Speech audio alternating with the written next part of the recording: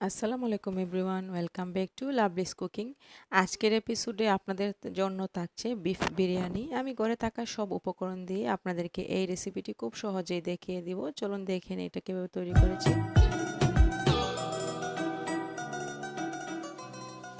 বিসমিল্লাহির রহমানির রহিম। প্রথমেই বলে নিচ্ছি, আমার চ্যানেলে যারা নতুন আছেন প্লিজ চ্যানেলটি সাবস্ক্রাইব করে দিবেন এবং লাইক দিয়ে পাশেই থাকবেন।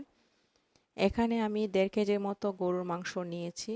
তার উপর পরিষ্কার করে আমি এখানে 1 কাপ দই দিয়ে দিয়েছি। এটা আমি মিষ্টি দই ইউজ করেছি, আপনারা টক দইও নিতে পারবেন। তারপর আদা রসুন বাটা দিয়ে দিব। তারপর আমি এখানে তেজপাতা, এলাচি, লবঙ্গ এবং দারুচিনি দিয়ে দিব। তারপর দিয়ে দিব এখানে পেঁয়াজ কুচি, তারপর জিরে গুঁড়ো, তারপর দিয়ে দিব এখানে মরিচ গুঁড়ো, কাঁচামরিচ আস্ত দিয়ে দিচ্ছি। দিয়ে আমি সবগুলো একত্রে মাখিয়ে নিব। এটা 1 ঘন্টার মতো ম্যারিনেট করে রাখতে হবে। আমি 1 ঘন্টা ম্যারিনেট করে তারপর আপনাদের কাছে আবারও ফিরে আসব। আমার এটা 1 ঘন্টা ম্যারিনেশন করা হয়ে গেছে। এখন আমি চুলাতে চলে আসলাম মাংসটা রান্না করে নেওয়ার জন্য। আমি এখানে তেল দিয়ে পেঁয়াজ কুচি দিয়ে ভালো করে নেড়ে বেরেস্তা করে নিব। আমি কিন্তু আপনাদেরকে খুব সহজেই ঘরে থাকা উপকরণ দিয়ে আমি এই বিরিয়ানিটা দেখিয়েছি। এর স্বাদ কিন্তু অতুলনীয়। এখানে আমি বেরেস্তা অর্ধেক তুলে নিয়েছি। তুলে নিয়ে আমি 1 ঘন্টা ম্যারিনেশন করে রাখা যে মাংসটা, এটা এখানে দিয়ে দিব। দিয়ে আমি এটাকে ভালো করে নেড়ে দিচ্ছি। আমি এখানে এক্সট্রা কোনো পানি ইউজ করিনি। মাংসে যা পানি আছে তাতেই হবে। এবং আমি এখানে 1 কাপ দুধ দিয়ে দিব শুধু। আমি গরুর দুধটা নিয়েছি, আপনারা চাইলে পাউডারের দুধ 3 চামচ দুধ 1 কাপ পানিতে গুলিয়ে ইউজ করতে পারেন। পাউডারের দুধটা দিলে টেস্ট একটু বেশিই লাগে। গরুর দুধটা যদি ঘন হয় তাও খেতে মজা হয়। আমি এখানে গরুর দুধ দিয়ে দিয়েছি। দিয়ে আমি নেড়ে মিশিয়ে, এটা কিন্তু 2 ঘন্টা রান্না করতে হবে। অনেক সময় দেখা যায় যে ফ্রিজের মাংস সহজে সেদ্ধ হয় না। সেক্ষেত্রে আপনি চুলার আঁচ একদম মিডিয়ামে রেখে 2 থেকে 2.5 ঘন্টা এটা জাল করতে পারেন। আমি 2 ঘন্টা এটাকে রান্না করব। আমি কোনো ধরনের পানি এখানে আর দিব না, যা আছে তাই হবে এবং মাংস থেকে এমনিতেই পানি উঠে যাবে। আমি মিডিয়াম হিটে এটাকে 1 ঘন্টা রান্না করব। 1 ঘন্টা পর আবার ফিরে আসবো আপনাদের কাছে। আমার সাথেই থাকুন। চ্যানেলটি যারা সাবস্ক্রাইব করেননি প্লিজ চ্যানেলটি সাবস্ক্রাইব করে দিবেন এবং পাশে থাকা বেল আইকনটি প্রেস করে দিবেন। যারা সাবস্ক্রাইব করেছেন তাদেরকে অসংখ্য ধন্যবাদ জানাচ্ছি। 1 ঘন্টা পর আমার মাংসের অবস্থা দেখি কেমন, আপনারা ভিডিওতে দেখতেই পাচ্ছেন। এখন আমি এখানে বিরিয়ানি যে মশলাটা বাজারে কিনতে পাওয়া যায় সেটা মিশিয়ে দিব। এখানে 3 থেকে 4 চামচের মতো আমি বিরিয়ানি মশলা দিয়ে দিব। আপনারা শুধু বিরিয়ানি মশলা দিয়েও এটা করতে পারেন, সেক্ষেত্রে অন্য মশলা আপনাদেরকে অ্যাড করতে হবে না। আমি যেহেতু এখানে আদা বাটা, রসুন বাটা এবং গরম মশলা গুঁড়ো ইউজ করেছি, তার জন্য আমি এখানে 3 চামচ বা 2 চামচের মতো আমি এখানে প্যাকেটের মশলাটা দিয়ে দিব। এটা দিলে টেস্টটা একটু বেশি হয়। এটা না দিয়েও আপনারা করতে পারবেন। শুধু আমি যে মশলাগুলো ইউজ করেছি সেগুলো দিয়েও আপনারা এটা করতে পারেন, খেতেও দারুণ হয়। নেড়েচেড়ে মিশিয়ে দিয়ে এখানে কিন্তু পানিটা অর্ধেক হয়ে এসেছে। আমি মিশিয়ে দিয়ে আবারও এটাকে ডেকে 1 ঘন্টা রান্না করব মিডিয়াম হিটে।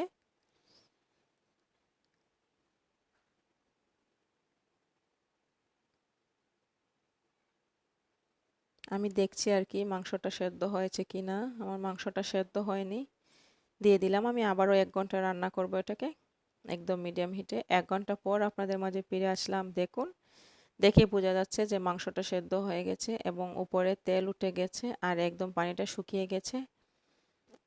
আপনারা পর্যায়ে দেখে নেবেন যে আপনাদের মাংসটা সেদ্ধ হয়েছে কিনা। আমার মাংসটা সেদ্ধ হয়ে এসেছে। আমি পরের স্টেপে চলে এলাম। এখানে আমি পাত্রে সামান্য তেল দিয়ে বিরিয়ানির জন্য যে আলুটা, ওটাকে আমি ভেজে নিব। আসলে বিরিয়ানি মানেই আলু।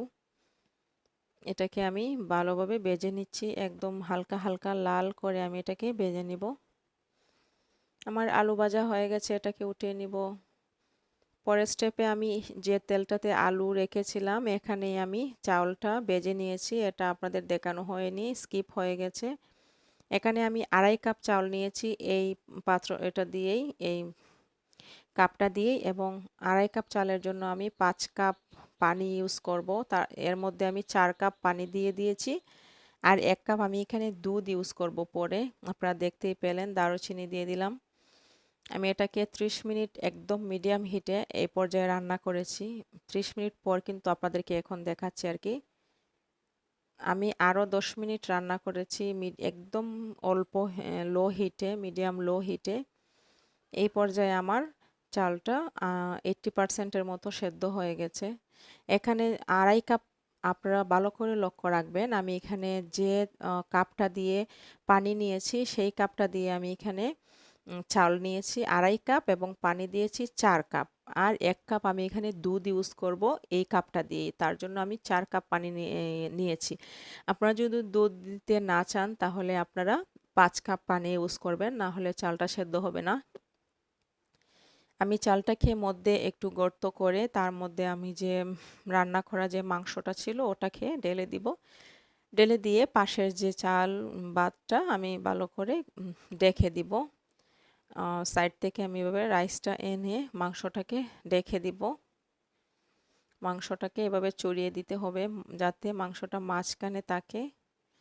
অনেকে আলাদা পাত্রেও চাল উঠিয়ে নেন, আমি সেটা করিনি। আমি এমনি সাইড থেকে এভাবে রাইসগুলো মাংসর উপরে দিয়ে দিচ্ছি। এভাবে মাংসটাকে ভিতরে ঢেকে দিতে হবে রাইস দিয়ে যতটুকু পারা যায়। আমি যেভাবে দেখিয়েছি আপনাদেরকে, আমি কিন্তু খুবই ইজি প্রসেসে আপনাদেরকে দেখিয়েছি। আমি বাইরের মানে গড়ে থাকা যে মশলাগুলো ছিল বা সবার বাসায় এগুলো থাকে সেগুলো দিয়েই আমি দেখিয়েছি। আপনারা চাইলে খুব সহজেই করে নিতে পারবেন। যদি আপনারা ভুলে যান, আমি বলবো আপনাদেরকে আমার এই ভিডিওটা আপনাদের ফেসবুক টাইমলাইনে শেয়ার করে দিবেন, এবং যখনই ভুলে যাবেন তখনই আপনারা ফেসবুকের টাইমলাইন থেকে এটা দেখে আপনারা সহজেই রান্না করে নিতে পারবেন।